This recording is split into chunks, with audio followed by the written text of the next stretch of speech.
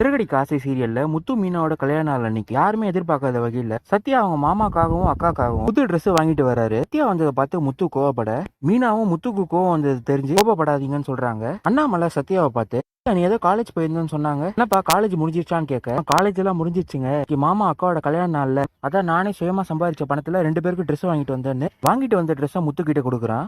விஜயாவும் ரோகிணியும் சத்யா வந்தனால முத்துக்கு கோவம் வரும் பாருங்க, ஏதாவது பிரச்சனை நடக்கும்னு எதிர்பார்த்துட்டு இருக்கு. முத்துவும் எதுவும் சொல்லாம் சத்யா வாங்கி கொடுத்த சட்டையை வாங்கி போட்டு, சத்யா கலர் சூப்பரா இருக்கு, எனக்கு பிடிச்ச மாதிரி கரெக்டா எடுத்திருக்கே, படுறா மச்சான் கிஃப்ட்னா சும்மா வேலை இருக்கு, இந்த கேக் சாப்பிடுன்னு ஊட்டி விடுறாரு. ஏதாவது பிரச்சனை நடக்குமேன்னு காத்து இந்த சத்யாவுக்கும் முத்து இப்படி பண்ணதுனால ஏமாந்து போயிடுறான். சட்டை கூடவே சத்யா வாங்கிட்டு வந்த மாலையை முத்துவும் மீனாவும் எடுத்து மாலை மாத்திக்கிறாங்க. இப்போ முத்து சத்யாவை பார்த்து, எல்லாரும் பாத்துக்கோங்க மச்சான் பாத்தீங்களா எங்களுக்காக மாலை வாங்கிட்டு வந்து, இங்க இருக்கிற யாருக்காச்சும் மாலை வாங்கணும்னு தோணுச்சா அதான் என்னோட மச்சான் அப்படின்னு பெருமையா பேசுறாரு. பார்த்து விஜயாக்கு சந்தேகம் வந்துருது. முத்து தானே சத்யாவோட கையை உடைச்சான், அப்புறம் என்ன இப்படி கொஞ்சம் கொஞ்சம் பேசுறான், ஏதோ ஒரு பிரச்சனை இருக்கு, எப்படி இருந்தாலும் அது கொஞ்ச நாள் தெரிஞ்சிடும்ல, அப்ப பாக்கலாங்கிறாங்க. ஃபங்க்ஷன்லாம் முடிஞ்சு மீனாவோட குடும்ப ஆளுங்க வீட்டுக்கு கிளம்புறப்போ முத்து சத்யாவை தனியா கூப்பிட்டு, இதெல்லாம் நீ உங்க அக்கா மேல இருக்கிற பாசத்தினால வாங்கிட்டு வரல, எனக்கு நல்லா தெரியும், என்ன வெறுப்பேத்தி பிரச்சனை பண்ணதான் நீ பாத்துருக்க, எனக்கு உன்னை பார்த்ததும் செவில் மேலேயே உன்னை வைக்கணும்னு தோணுச்சு, இப்படி பண்ணா உங்க அக்கா தான் கஷ்டப்படுவா, அவ கஷ்டப்படுறதை என்னால பார்க்க முடியாது, அதனால தான் நான் பண்ணாம விட்டுட்டேன், நான் இப்ப கூட சொல்றேன் அந்த சிட்டி கூட சேராத, அப்பதான் வழக்க நல்லா இருக்கும், இன்னொரு தடவை என்ன வெறுப்பேத்தி பார்க்கணும்னு நினைச்சு உன் கையோட சேர்த்து காலையை உடைச்சிருவான், இப்ப இங்க இருந்து கிளம்புங்கிறாரு. ரோகிணி கிச்சன்ல சமைச்சிட்டு இருக்கிறப்போ கிச்சனுக்குள்ள வந்த விஜயா, எல்லாரும் ஃபேமிலியா ஒன்னா சந்தோஷமா இருக்காங்க, ரோகிணி உனக்கும் உன்னோட அம்மா இருந்தா நல்லா இருந்திருக்கும்ல,